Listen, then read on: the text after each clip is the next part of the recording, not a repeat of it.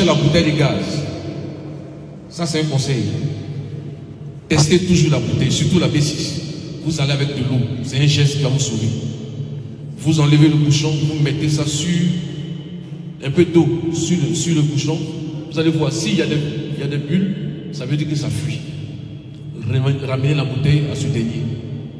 Ne prenez pas. Vous ne pouvez pas dire que non, comme j'ai ma nourriture à préparer, je suis pressé. C'est un danger là. C'est très dangereux.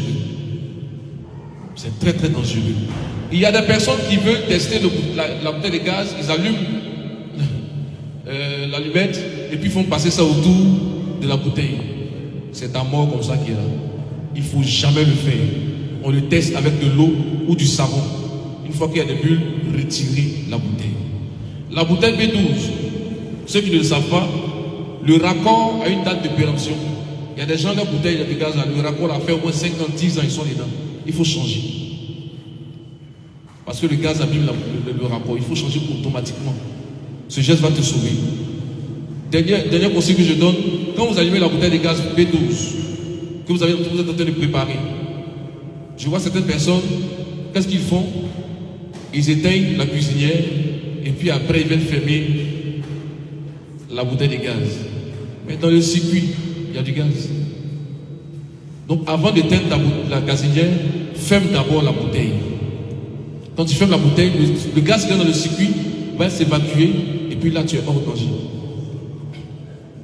Voici des conseils de sécurité. Très très important. Surtout, ne renversez pas la bouteille B12. Souvent on voit les personnes, quand ça veut finir, ils renversent. C'est dangereux. Très dangereux. Alors je pense que j'ai un peu dit quelque chose pour aider tout le monde, mais surtout, luttons contre l'autogaz.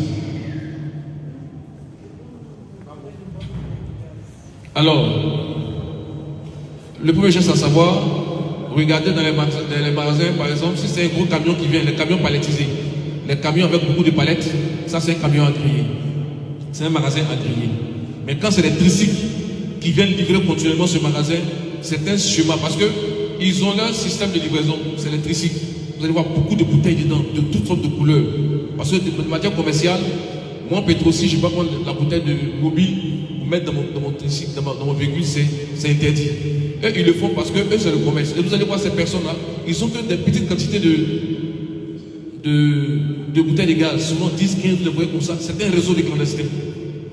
Les grands magasins, on commence à partir de 35 bouteilles. Mais vous avez des magasins, il y a toutes les couleurs. C'est déjà un signe. N'achetez pas une bouteille là-bas. Renseignez-vous toujours. Et on était à la réunion avec la direction générale des hydrocarbures qui est en train de prendre des grandes décisions maintenant pour éradiquer ce fléau. Parce qu'il y a des mandataires, des distributeurs de gaz qui payent des machines pour offrir aux revendeurs pour transvaser le gaz. Vous voyez comment ils sont méchants. Ils donnent des tueurs, ils donnent une arme à ces personnes pour nous tuer. Et donc le ministère est en train de prendre des décisions. Parce que le gaz a été, je peux dire, subventionné par l'État pour le ménage. Si nous ne luttons pas contre ça, l'État sera obligé de venir au prix normal. Tu vas prendre une bouteille de B6 à 12 000, c'est pas sûr que tu vas utiliser ton gaz. Donc luttons contre la vie chère déjà en combattant ce système. Et ils vont mettre un numéro vert à votre disposition bientôt.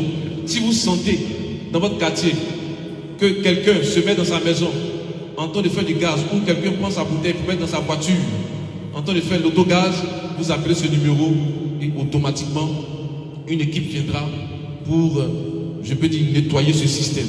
Parce que c'est toi et moi, nous sommes tous en danger. En tant que distributeur de gaz, je le gaz chez moi à la maison. Mais chaque jour, avant de dormir, vérifiez vos bouteilles de gaz. Il ne faut pas dire non, c'est rien. Vérifiez toujours, touchez, sentez. Quand il y a une petite odeur, automatiquement, soyez en alerte. Je vous remercie et que Dieu bénisse l'association.